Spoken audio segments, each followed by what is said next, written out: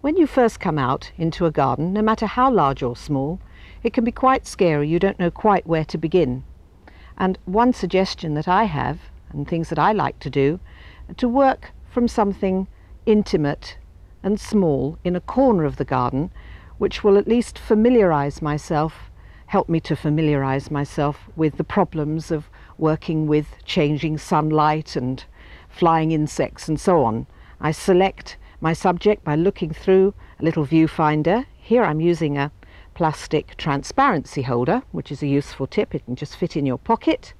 And I'm going to work from an outdoor still life of pots and flowers and lovely rockery stones.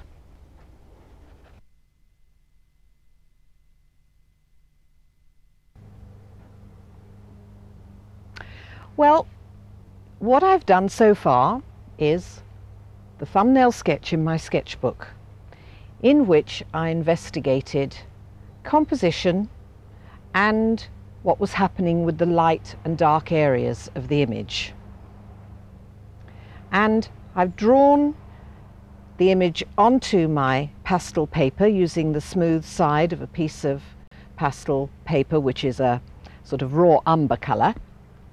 And I've used charcoal, and because it's one of those English summer days where the sun is hopping in and out, I decided to try and fix my shadows and light areas right from the beginning. So I very quickly picked up a piece of light pastel, two pieces of light pastel, one which turned out to be white and one which is a slightly warmer colour, and I fixed the light areas on the stones in position, so that if the sun goes in, I can remember exactly where the shadows and the highlights were. What interested me about the composition and why I chose this particular subject was not just the fact that it's a little intimate corner of the garden and it helps me to make friends with the idea of painting in a garden, but also I tend to really love curving forms in a picture, and I love the way the eye is led in through the dark area and across the top of the stones here to the curving forms within this lovely wide-angled flower pot and up to the flower pot at the back here.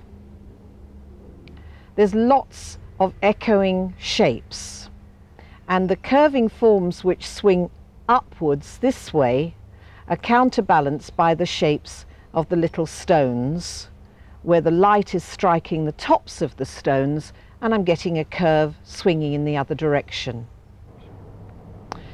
Whew, where to begin?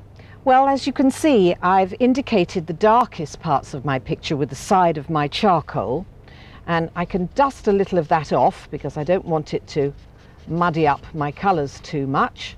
So I'll just dust it off a bit, like that. So I've still got the shadow, but I'll be able to easily work my colour over the top now. And I'm going to use the sides of my pastels, just gently stroking colour onto the paper in the darkest areas and keeping a nice broken colour effect, because I want to give that lovely feeling of dappled sunlight. Solid colour wouldn't necessarily give me that feeling of light and life and air in the garden that I want to achieve, and hope to achieve. One can have all sorts of ambitions. Whether they actually come to fruition remains to be seen. That's one of the exciting things about painting, isn't it?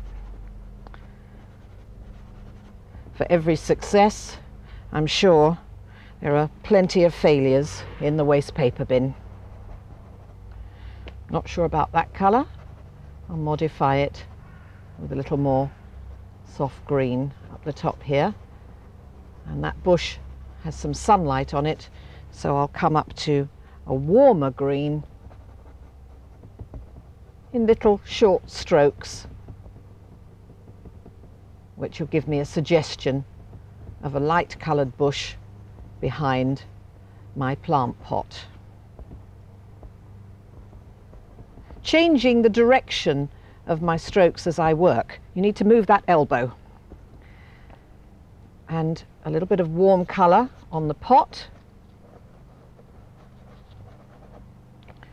Again, I'm going to adjust the colour a bit and add in some dark where there's some soil. Blue over the brown over the blue gives me a nice warm dark where there's some soil at the top of the pot. There's a couple of little touches of sunlight striking the top of the pot there, which just gives me a suggestion of that curving top. I think I need to go back to my main set and perhaps pick up some other colours of this warm brown for the terracotta of the pot, but I'll leave it as broken colour for the moment and go back to my main set in a second or two. On this side, the pot is reflecting a bit of light up from the ground. So long as I keep it darker than the patio, that'll be all right.